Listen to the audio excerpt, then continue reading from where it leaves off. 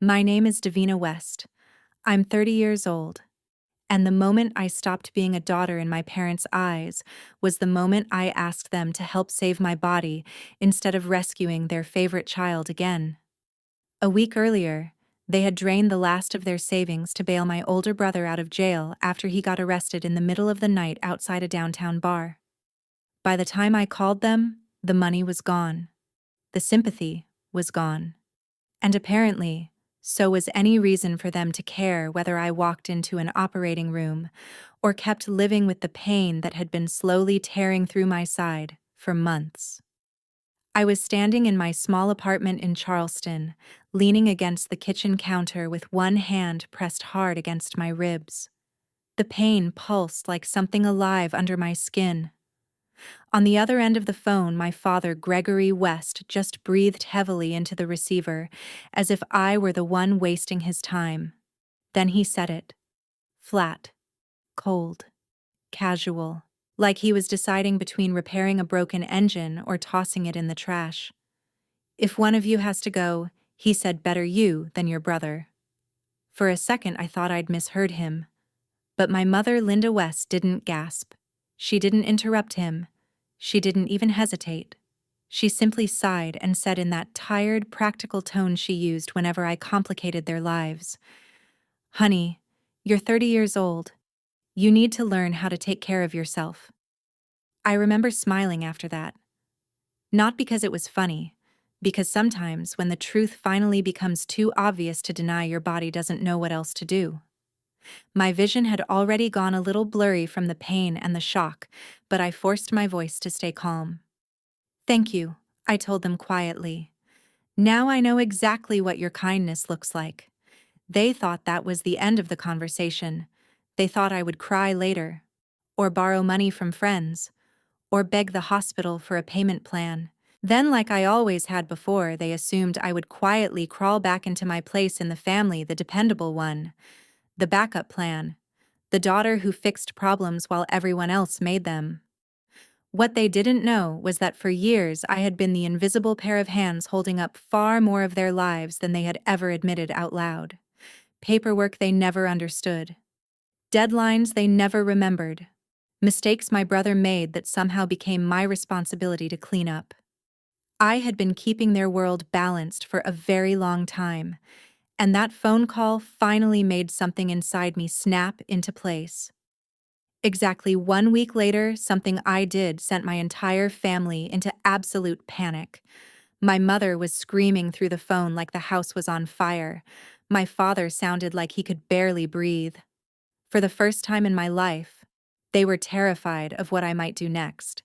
Before we continue, please take a moment to like and subscribe to the channel, but only if this story resonates with you, and let me know in the comments where you're watching from and what time it is where you are. I also have a small note. This story is entirely fictional, a story powered by artificial intelligence, not to distort the truth, but to highlight the message and deepen the emotional weight behind it. I hope you will find some of your strength in listening. I wasn't born dramatic, bitter, or obsessed with revenge. I became that version of myself slowly, one small humiliation at a time, in a family where love always came with conditions and forgiveness always flowed in only one direction: toward my brother. My parents, Linda and Gregory West, owned a marine supply company just outside Charleston, South Carolina.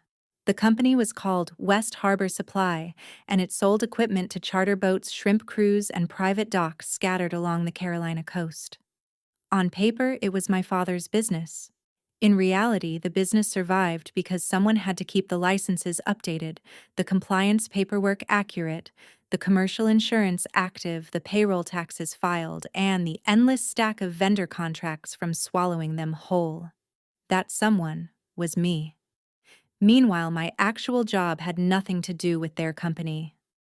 I worked full-time at the Charleston Maritime History Museum as a preservation specialist. My days were spent restoring fragile ship logs, navigation charts, letters from sailors, and records that were sometimes over 100 years old. It wasn't glamorous work, but I loved it. There was something honest about handling damaged things and helping them hold together long enough to tell their story. The irony, of course, was that I spent my weekdays preserving history while my nights were quietly spent preserving my family's present. My parents liked to introduce me to people as the organized one. At first, that sounded like a compliment. Eventually, I realized it was just a polite way of saying I was the one who did unpaid labor. My brother Marcus West, on the other hand, was 33 years old and somehow still everybody's emergency. Marcus had never held the same job for more than a year. He was always chasing some new opportunity, always launching something, always convinced the next big move would finally make him successful. One year he was designing custom boat wraps for fishing charters. Then he started reselling marine parts online. After that, he tried to build a charter partnership with two friends that collapsed before their first season even began. Every time Marcus crashed, my parents called it bad luck. Every time I stepped in to stabilize the mess he left behind, they called it family. By the time I turned 30, I had filed more paperwork for West Harbor Supply than some paid compliance managers handle in 5 years. My father would drop folders into my lap whenever I visited the office. "You're better at all that office nonsense than I am," he'd mutter. My mother would forward me emails with subject lines screaming, "Final notice" or "Signature required." Then she'd text me something sweet and casual. "Can you just handle this, honey? You know how your father gets." Marcus was worse, though, because Marcus had learned the language of our family perfectly. He never demanded anything. He performed desperation. "Davina, you're the only one with a brain in this family. Davina, just help me this one time. Davina, when I get back on my feet, I swear you'll never have to worry again." I worried every single time. For him, for my parents, for the company, for the house, for the quiet fact that my name appeared on more legal documents than anyone outside the family realized. Years earlier, when my father's credit score dropped and their insurance provider threatened to cancel their coverage, he had begged me to sign as the registered compliance contact for several company renewals. He promised it would be temporary. In my family, temporary meant permanent, until I finally screamed. And I never screamed. I just fixed things. For years. Then my health started slipping. At first it was small things. Pain that came and went. Days where my side would ache so sharply I had to stop what I was doing and breathe through it. Eventually, the episodes became bad enough that I would double over at work and pretend I just needed fresh air. After months of doctor visits, blood tests, and scans, a specialist finally sat across from me and explained the truth. I needed surgery. Not someday. Not eventually. Soon. I still remember sitting in my car outside the clinic afterward, gripping the steering wheel so tightly my knuckles turned white. Not because I was shocked, but because the very first thought that came into my mind wasn't fear. It was money. I did have savings, but not enough.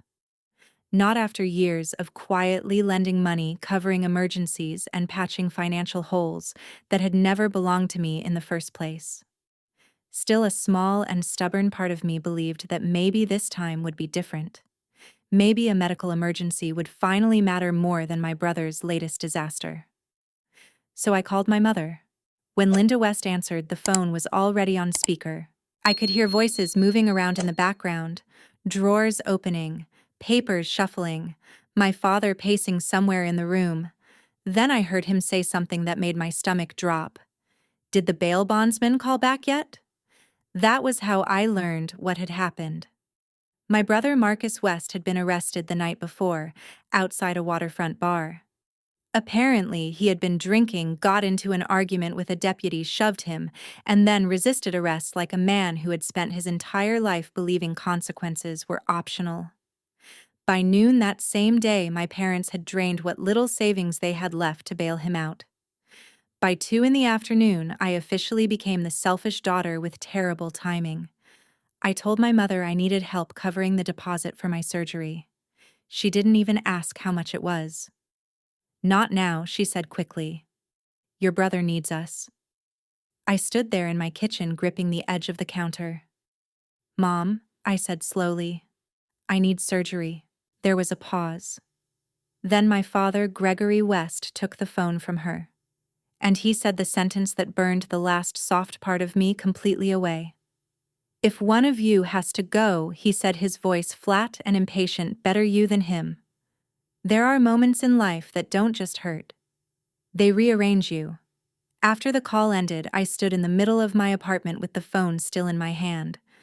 The room felt strangely quiet, like the air had been drained out of it. And in that silence, I understood something I had been avoiding for years.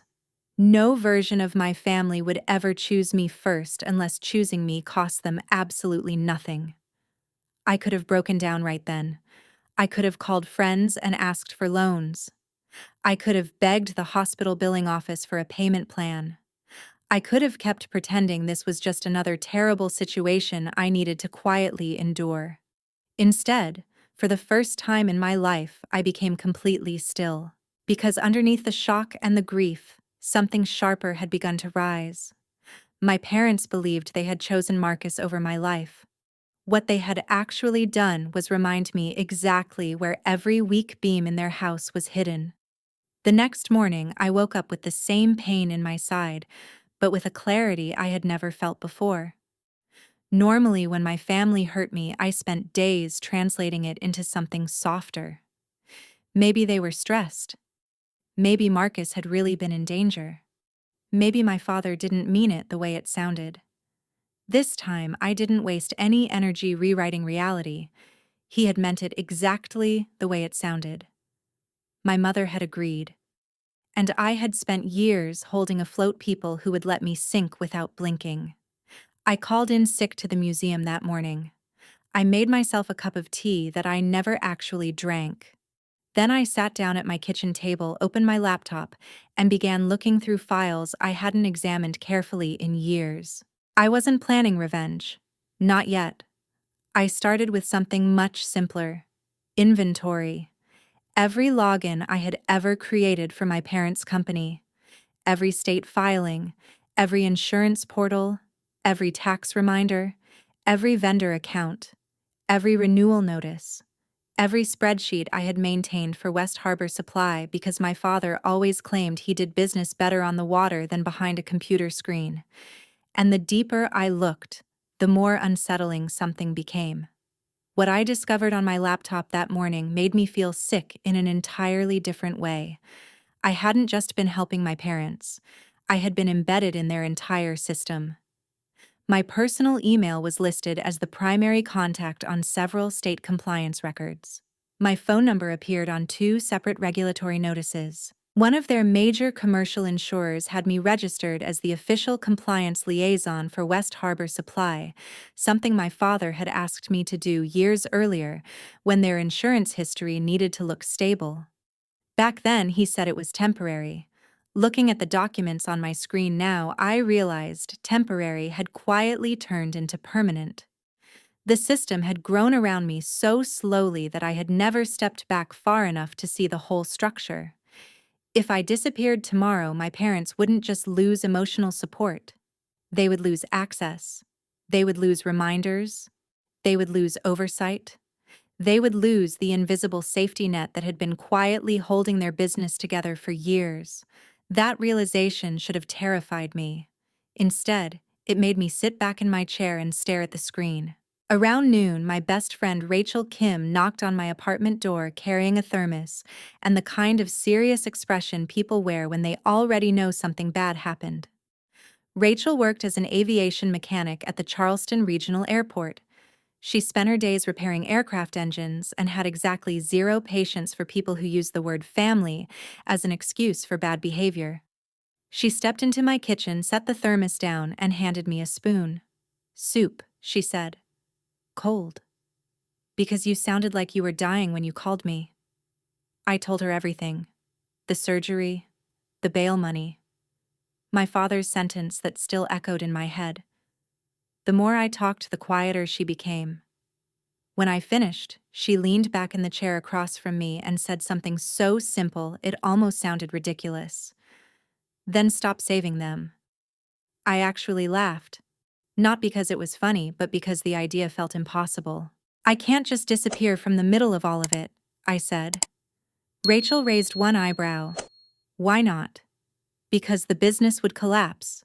She tilted her head slightly and studied me, the way mechanics study a machine that keeps breaking down. Davina, she said slowly, you need surgery. Yes. And they chose your brother's handcuffs over your body. I didn't answer. Then she asked the question that hit harder than anything my father had said. Why are you still protecting their convenience? That question forced me to confront something I had avoided for years. I had spent so long being useful that I started believing usefulness was the same thing as worth. If West Harbor Supply stumbled without me, I always treated that as proof that I needed to keep carrying the weight. Rachel saw it differently. You're not burning their business down, she said calmly. You're just stepping away from the fire they keep asking you to stand in. We sat at my kitchen table for almost 2 hours making a list. Not revenge fantasies, practical steps, real ones. I would notify my parents in writing that I was withdrawing from all responsibilities connected to the company that weren't part of a formal employment contract. I would remove my debit cards from the vendor accounts where I had occasionally floated temporary expenses. I would export every document I had organized over the years, every deadline, every contact, every spreadsheet. Then I would send it all to them in one complete package so no one could accuse me of sabotage. Finally, I would contact the state licensing office and the insurance company to formally update their records, because I would no longer serve as the compliance contact for the business. Rachel watched me type and nodded slowly. That alone will scare them, she said. She was right, because this had never really been about drama. It was about access. My parents had built their entire lives assuming access to me would never disappear. They used my competence the way people use electricity. Invisible, constant, taken completely for granted until the moment it shuts off. The next 3 days felt strangely unreal. During the day, I went to work at the museum and carefully moved between display cases and archive boxes like everything was normal. I greeted visitors. I restored fragile documents. I smiled at coworkers. Meanwhile, inside my head, I was building the most precise exit plan of my entire life. At night, after the pain medication dulled the sharp ache in my side, I sat at my kitchen table and drafted handoff documents more detailed than anything I had ever written for my actual job. Every vendor contact, every license renewal date, every insurance reference number, every filing deadline, everything my parents had relied on me to remember. And the strangest part was that as the list grew longer, something inside me started to feel lighter. By the third night, my kitchen table looked like a command center. State renewal dates, insurance contacts, vendor payment schedules, payroll tax deadlines, permit numbers, supply contracts with charter companies, marina agreements along the Charleston docks. Everything. I created folders organized clearly enough that even someone completely unfamiliar with the business could understand them. Each file had explanations, deadlines, and contact details. For years, all of that information had lived quietly in my head. Now it lived in documents. When I finished organizing the files, I opened the family group chat. My parents, my brother Marcus, and me. Then I typed one short message. I will no longer be managing any business, financial, or compliance matters for West Harbor Supply. I'm sending everything you need by Friday. After that, all responsibility returns to ownership. I stared at the message for a moment before pressing send. Marcus replied first. Of course he did. Davina, you're really doing this over one argument. A minute later, my mother texted. Do not make emotional decisions when you're upset. Then my phone rang. My father. I watched it ring until the call stopped. 2 minutes later, another message appeared. We'll talk in person. Don't start something stupid. I didn't respond. For years, silence would have felt like guilt. That day, it felt like a boundary. The first one I had ever held without apologizing.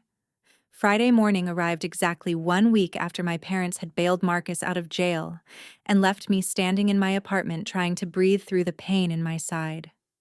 At 9:02 a.m., I sent the email. 17 attachments. One summary document. A formal notice stating that I was withdrawing from all compliance responsibilities related to the company.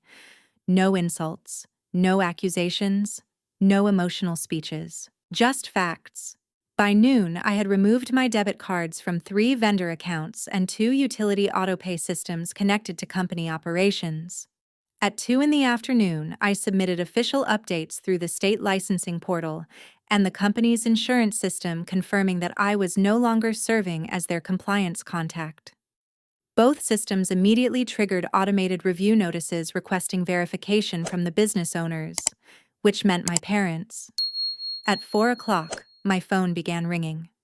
My mother called. Once, twice, 5 times, 10 times, 12 times. I let every single call go to voicemail. At 4:26 p.m., she finally left a message.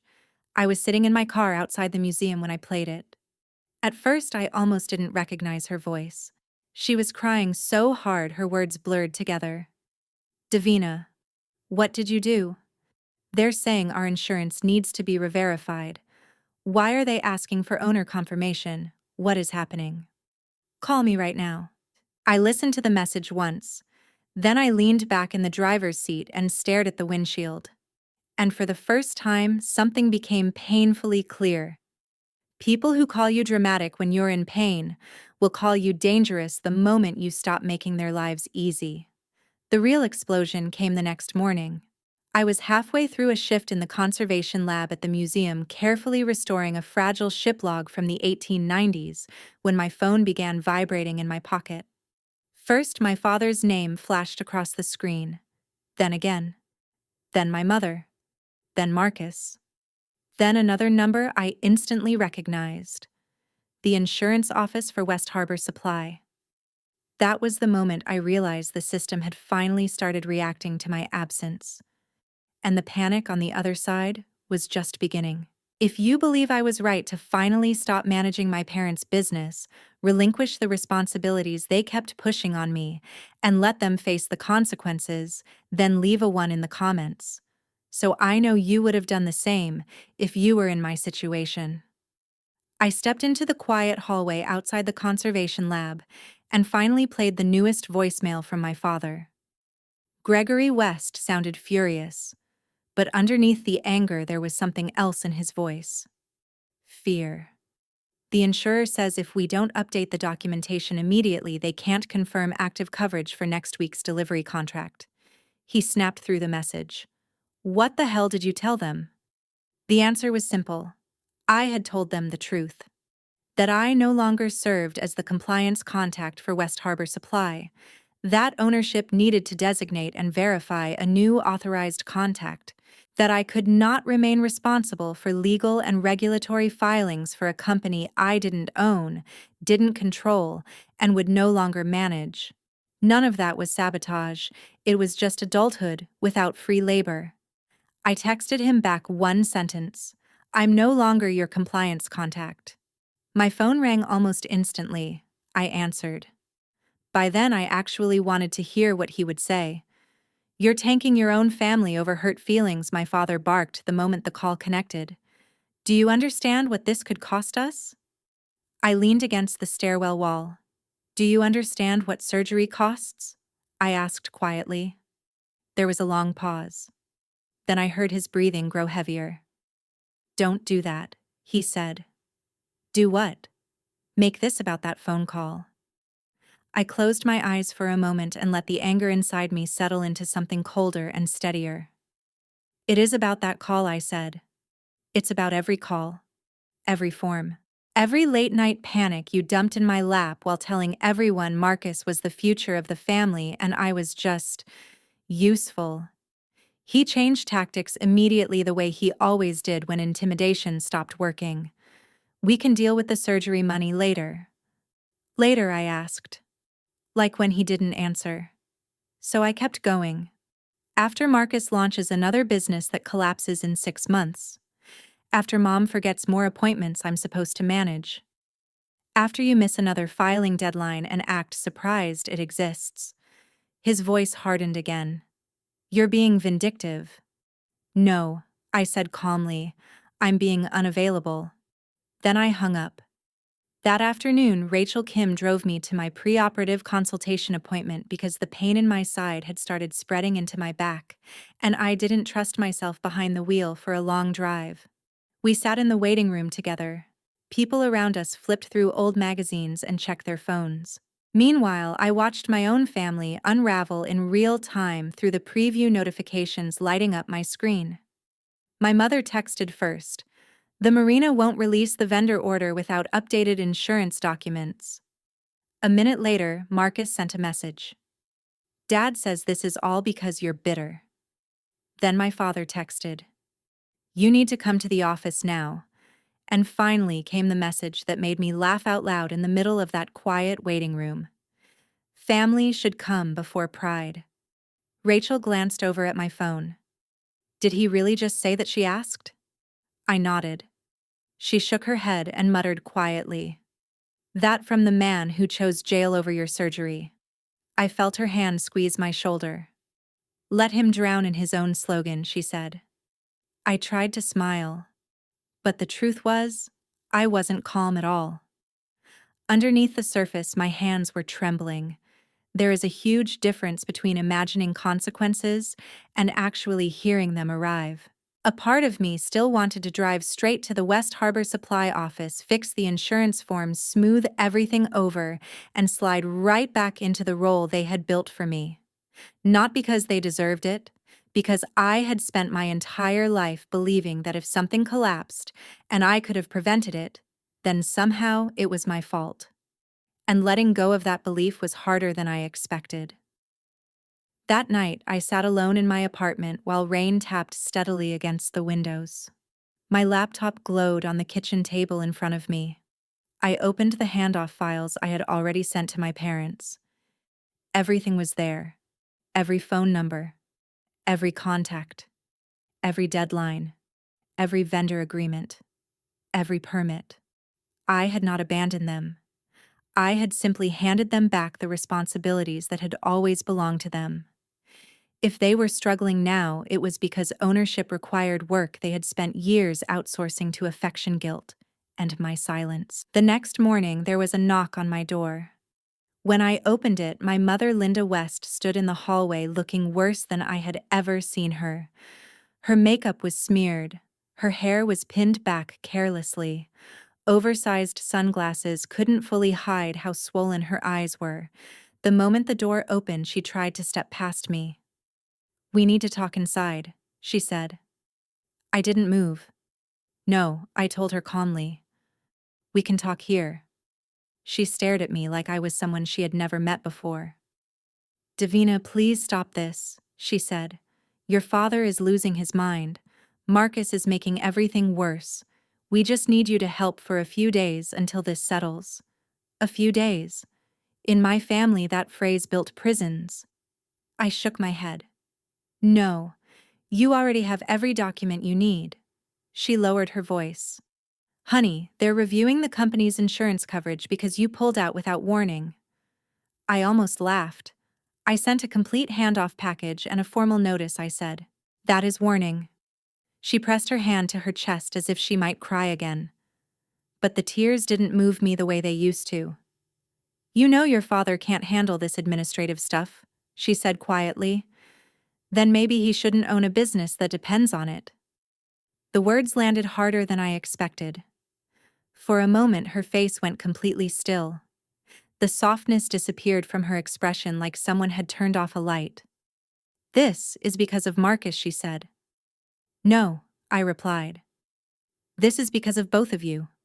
She tried one last angle. He made a mistake, she said. He's your brother.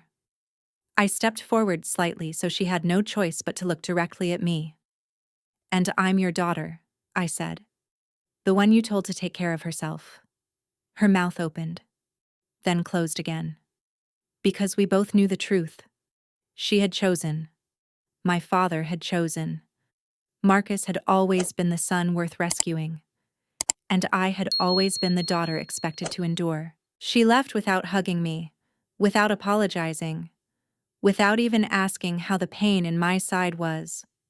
About an hour later, the panic began to grow louder. My father texted me a photo of a hold notice attached to one of their dockside delivery contracts. Marcus sent several angry voice messages blaming me for making the entire family look stupid. Then, just before sunset, my mother called again. This time, she wasn't crying. She was screaming. "What did you do?" she shouted the moment I answered. "How could you do this to us?" I let her shout until her voice finally ran out of steam. Then I spoke quietly. "Why?" I asked. "You'd better start praying." I hadn't planned that sentence. It simply came out of my mouth calm and cold. For the first time in my life, they were the ones staring at a future they couldn't control.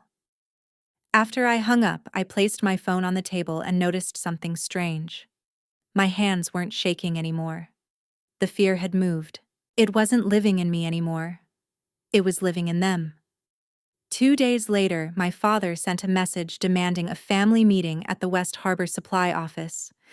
He wrote that I had until 6 o'clock to stop acting like an enemy and come explain myself. I ignored the message for almost an hour. Then I decided to go. Not because he demanded it, because I was tired of being talked about like a malfunction instead of a person. When I told Rachel Kim, she immediately grabbed her car keys. "I'm driving you," she said. "There's no way you're walking into that office alone." Rachel refused to let me go alone. "You are not walking into that building by yourself while you're waiting on surgery, and your brother is spiraling," she said.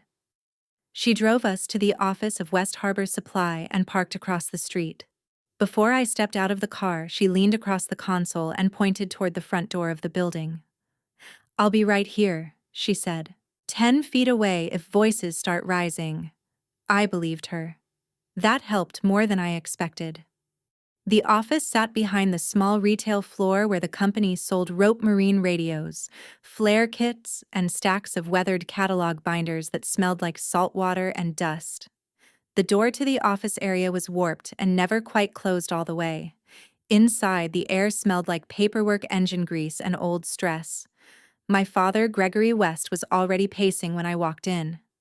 My mother, Linda West, sat behind the desk with a thick folder open in front of her, like she believed the sight of paperwork might somehow shame me back into line. My brother, Marcus West, leaned lazily against a filing cabinet. He had the same arrogant slouch he had worn his entire life. He didn't look like someone who had just been bailed out of jail. He looked bored by everyone else's crisis. That alone almost pushed me over the edge. My father started speaking the second I stepped into the room. "Sit down." I stayed standing. "Say what you need to say." He pointed at the folder on the desk. "Because of you, the insurer flagged our commercial policy. Because of you, the marina delayed the Harbor Ridge order. Because of you, the state portal is asking for direct owner compliance designation in the middle of our busiest quarter." "Because of me?" I repeated. "No," I said calmly. "Because of years of letting me do your job." Marcus rolled his eyes. "Jesus Divina," he muttered. "You act like you built the whole business." I turned toward him so quickly that even he stopped talking. "I kept it legal," I said. "That's already more than you've ever done for it." My mother lifted her hands slightly. "Nobody is saying you didn't help." "Help." The word landed like a slap. "Help," I said quietly. "Help is what someone does once. This was labor. Years of it." My father slammed both of his hands onto the desk. "You don't get to come in here and act like we exploited you." "Then what would you call it?" I asked. Because I could tell them exactly what it had felt like.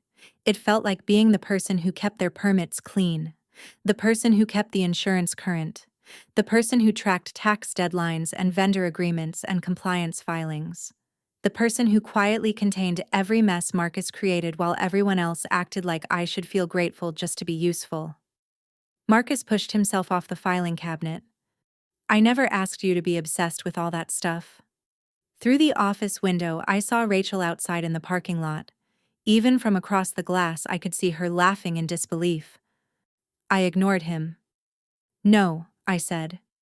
You just asked me to fix everything every time you wrecked it. My mother stood up slowly. Davina, please, she said. Let's lower our voices. I looked at her, and something inside me cracked in a completely different way. You still haven't asked how I'm doing. Silence filled the room. My father looked away first. Marcus shifted his weight uncomfortably. My mother blinked. What? My surgery, I said. My body. My pain. The thing I called you about before Dad told me it was better if I died than Marcus faced consequences. My father's jaw tightened. I did not say die. You said if one of us had to go, it should be me. He didn't respond, because there was nothing he could say. My mother inhaled slowly. We were under pressure, she said. So was I replied. We didn't mean it the way it sounded. Marcus crossed his arms. Are you seriously blowing up the family business over one ugly sentence? I stepped closer to him than I ever had in my life. No, Marcus, I said quietly. I'm stepping back because I finally believed it. He laughed, but the sound came out thinner than he probably intended. You think Dad's paperwork matters more than family? No, I said. I think family should have mattered before I needed surgery. That office had probably heard 1,000 arguments over money, inventory, vendors, and debt. But I don't think anyone in that room had ever heard someone say the truth out loud before. My father's face changed slowly. The anger was still there, but something else had joined it. Humiliation. What do you want? He asked finally. There it was. Not what do you need? Not what did we do? What do you want? As if this were a negotiation instead of a wound. I want out, I said. My mother looked like someone had slapped her. Out of what? All of it, I said. The business, the silent obligations, the emergency calls, the assumption that my life belongs to you whenever things go wrong. My father scoffed. You're being melodramatic. No, I said. I'm being late. Then I told them what my attorney had already started preparing. I wasn't just withdrawing from informal responsibilities. I wanted my name removed from every compliance record, every policy, every filing, every piece of corporate documentation that had been quietly attached to me over the years, because it was easier to use me than to respect me. If that created delays, ownership reviews, or new qualification requirements, that wasn't punishment. That was reality. My father stared at me like I had become someone he didn't recognize. Maybe I had. My mother slowly sank back into the chair behind the desk. Marcus muttered under his breath. This is insane. I looked directly at him. No, I said. Insane is getting arrested at 33 and still being the safest investment in this family. No one had a response to that. So I turned and walked out before they could gather new accusations. Rachel opened the passenger door of the car before I even reached it. How bad? She asked. I buckled my seatbelt carefully and stared through the windshield at the faded company sign my father loved more than most people. Worse than I thought, I said. Then, after a moment, I added something else. Better too. For the first time in my life, I said quietly, I spoke to them in the language of truth, instead of survival. And once truth is spoken in a room like that, it doesn't go back into the walls. My surgery happened 3 days later. Not because my family helped, because Rachel forced me to apply for a hospital payment plan, because my supervisor at the museum quietly advanced me some leave pay, and because I finally did exactly what my mother told me to do. I took care of myself. The morning of the surgery, I expected to feel fear about the operating room, but the strongest feeling that hit me wasn't fear. It was grief. Not for my body. for the family I had spent my entire life trying to earn. The family I had kept trying to resurrect in my head was never real. It was a version where a mother stayed when her child was hurting, where a father protected instead of calculating losses, where a brother felt shame instead of entitlement. That family was never coming. After the surgery, the first day blurred together into fragments: white lights over the hospital bed, scratchy blankets, a nurse adjusting the IV line in my arm, Rachel's voice somewhere nearby telling me not to move like an idiot because I had stitches that would remind me very quickly why that was a bad idea. My parents texted once. My mother wrote that she heard the surgery went okay. My father sent a message that said, we needed to revisit the business situation once I was back on my feet. Not, are you okay? Not, I'm sorry. Not, we were wrong. Just logistics. Strangely enough, that message cured something in me faster than the medication dripping through my IV. Recovery gave me a lot of quiet hours to think. While I rested on my couch at home with careful movements and an unreasonable amount of ginger ale, the consequences on my parents' side of things kept multiplying. The insurance company required a direct ownership review before confirming the company's operational classification. One of their major vendors paused their credit terms until the business verified new contact authorization. A marina contract for a large dockside supply order was placed on hold until West Harbor Supply could confirm its coverage and authorized signatures. My father left a growing number of voicemails blaming me for all of it. But the truth was much simpler. Their system had been built on one person doing a massive amount of work for free, under the assumption that gratitude would eventually arrive. Once that person stepped away, the structure revealed its real condition.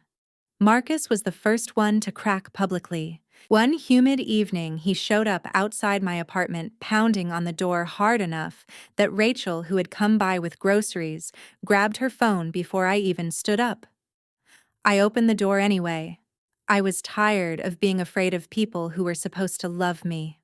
Marcus looked at the surgical brace sitting on a nearby chair. He glanced at my pale face, and somehow he still managed to make the entire conversation about himself. Dad says we might lose the Harbor Ridge contract, he said. Then Dad should learn how to run the system he owns, I replied. He stared at me like I had just spoken another language. You sound insane, he snapped. You're acting like some martyr because Mom and Dad tried to save me. I looked at him carefully. Do you even hear yourself? I made one mistake, he said defensively. From the kitchen, Rachel called out without even turning around. Getting arrested at 33 is not a teenage mistake. Marcus ignored her and stepped closer. You always hated that they love me more. That sentence would have destroyed me a month earlier. Now it just clarified everything. No, I said calmly. I hated that they taught you love should cost me. He actually flinched. Good. You think you're punishing them? He said. You're punishing everyone. No, I answered. I'm refusing to subsidize the lie. He started listing consequences like I was supposed to absorb them all. Did I want him back in jail? Did I want our father broke? Did I want our mother sick with stress? I told him the same thing I had finally learned myself. What happens after I step back is not the same thing as what I did to you. He stormed out furious, kicking the railing of the apartment staircase like an overgrown child. 2 days later, my mother called. For the first time in my life, she sounded old. Not wounded, not dramatic, not manipulating the situation, just tired. I don't know how to fix any of this, she admitted. In another life, that sentence might have softened me, but I had learned to listen for what wasn't being said. She still didn't say she was sorry. She still didn't ask how my recovery was going. What she wanted was help disguised as vulnerability. Then hire people, I said. That's what businesses do when they need labor. She sighed quietly. We can't afford that right now. You couldn't afford free either, I replied before ending the call. The real turning point came a week later. My attorney sent me an update. During the process of removing my name from several company records, he discovered something unsettling. My father had continued listing me as the active compliance liaison on one renewal form, even after I had repeatedly told him I wanted out. It wasn't some elaborate fraud. It was worse. Routine entitlement. He had simply assumed my consent was permanent because it had always been available before. Reading that email made my stomach twist, but it also cut the final thread of guilt I had been carrying. I wasn't overreacting. I had been treated like a tool for so long that ownership itself had forgotten tools can leave. My attorney's letter that followed was clean, formal, and devastating. Any continued use of my name, contact information, or implied authorization on company records would be contested immediately. Ownership had to verify every designation properly. No more gray areas. No more Davina handles that. When the letter reached my father, the phone calls stopped. For almost 2 full days. The silence felt strange, like the heavy air after a storm. Then my mother sent a single message. "You really were keeping more together than I realized." I stared at that sentence for a long time. It wasn't an apology. It wasn't enough. But it was the closest thing to acknowledgement I had ever heard from her. I didn't respond. Some realizations deserve to sit unanswered. By the end of that week, I could walk a little farther without pain. I could stand long enough to cook breakfast. I could breathe without bracing myself for the next message accusing me of ruining someone else's life. And something else had changed too. I realized revenge wasn't the dramatic explosion I had imagined the night my father told me I was the expendable one. It was quieter, colder, more complete. It was watching people finally carry the weight of responsibilities they had always pushed onto me, and realizing I was no longer standing underneath them. The final collapse didn't happen all at once. It happened slowly, one consequence at a time, quietly, gradually. One weight added on top of another until the structure underneath finally showed its cracks. The Harbor Ridge contract eventually went to another supplier after too many delays. My father managed to repair part of the insurance issue, but only by agreeing to worse terms and higher costs. That enraged him more than anything else because now money had to replace what my labor had quietly done for free for years. My mother missed 2 medical follow-up appointments she once insisted she could never manage without me keeping track of them. And for the first time in my life, I let that be her responsibility. Marcus lasted less than 2 months in another half-finished business idea before it collapsed, the same way the others had. Eventually, he moved back into my parents' house again. That was when my father finally saw what I had been seeing for years. Marcus wasn't a misunderstood dreamer. He was a man-sized sinkhole. Word spread quietly through the coastal business community around Charleston. Marine suppliers talked to each other more than they pretend to. People learned that West Harbor Supply had lost contracts. Vendors tightened their terms. My father stopped bragging about the business at the dockside diner where he used to spend mornings drinking coffee and talking about expansion. My mother posted less online. She smiled less too. And she stopped telling people that our family always showed up for each other. About 6 weeks after my surgery, she sent me a message asking if we could meet for coffee. My first instinct was to say no, but then I realized something. I wanted to hear what truth sounded like after comfort stopped protecting it. We met at a quiet cafe near Riverside Park on a gray morning that smelled like wet pavement and espresso. When she walked in, she looked smaller than I remembered. Not physically, structurally, like some invisible framework that had held her together for years had quietly collapsed. For a while, she just sat there, holding her coffee cup, watching the steam fade into the air. Then she finally spoke. "Your father still thinks all of this happened because you're angry." I didn't say anything. She stared down at the table. "I know better now," she said. It wasn't enough, but it was more honesty than she had ever given me before. "Do you?" I asked. She nodded once. We built our whole life assuming you would catch whatever we dropped. There it was. The sentence I had deserved years earlier. She admitted my surgery should have come first.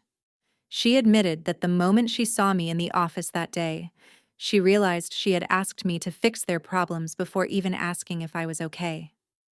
She admitted Marcus had been allowed to fail upward for so long that none of them could tell the difference anymore between rescuing him and enabling him.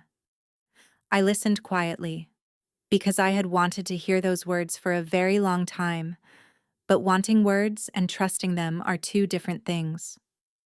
Why are you telling me this now? I asked. She finally looked up.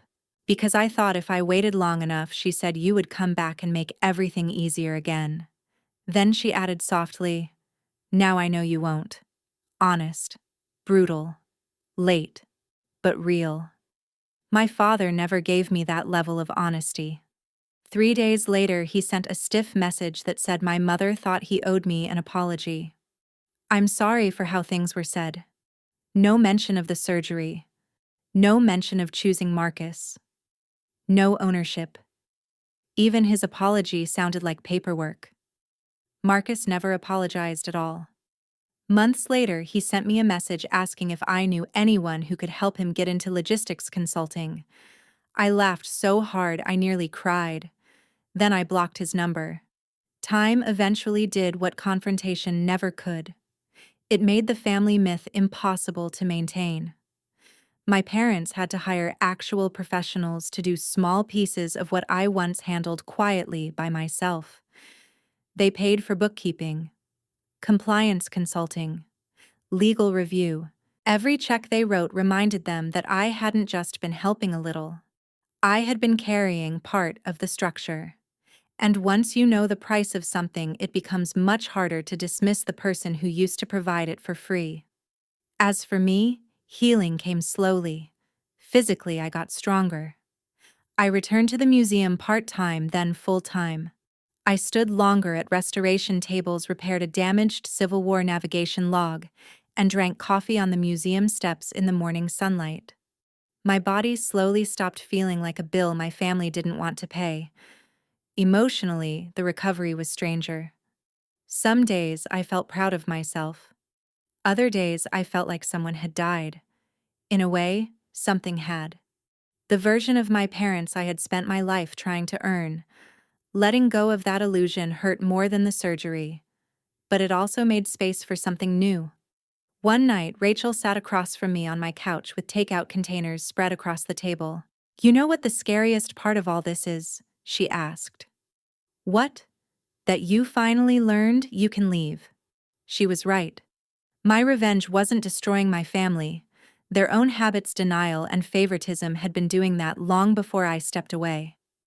My revenge was simpler. I stopped translating their cruelty into duty. I stopped volunteering my life for people who treated my pain like an inconvenience. I stopped confusing being needed with being loved. And once I did that, something unexpected happened. Hope returned. Not the old hope that my family would suddenly transform into the people I always wanted them to be. A different kind of hope. The hope that I could build a life where my value wasn't measured by how much chaos I could absorb without complaint. If you're looking for a perfect ending where everyone changes, my father cries, Marcus becomes responsible, and my mother turns into the parent I always wanted, I can't give you that. Real life is harsher than that. But it's also more honest. What I can tell you is this. My family finally learned what my absence costs, and I finally learned that letting people feel that cost is not cruelty. Sometimes it's the first honest thing you've done for yourself in years. I learned something painful but necessary through all of this. Love should never require you to disappear in order to prove your loyalty. For years, I thought being the reliable one meant I was the strong one, but real strength turned out to be something very different. It meant finally protecting my own life, even when the people who should have protected me refused to do it. Sometimes the bravest decision isn't fighting louder or getting revenge. Sometimes it's simply stepping back and allowing truth to stand where excuses used to live. If you were in my place, what would you have done? Would you keep carrying everything? Or would you choose yourself the way I finally had to? I'm genuinely curious. And if you're still here listening to my story all the way to the end, I want to say thank you. That means more than you might realize. If this story resonated with you, consider subscribing to the channel, leaving a comment, and liking the video. When you do that, you're not just supporting this channel. You're helping more people who feel trapped in situations like this realize they're not alone and that their life matters too. Sharing this video might be the encouragement someone else needs to start choosing themselves as well.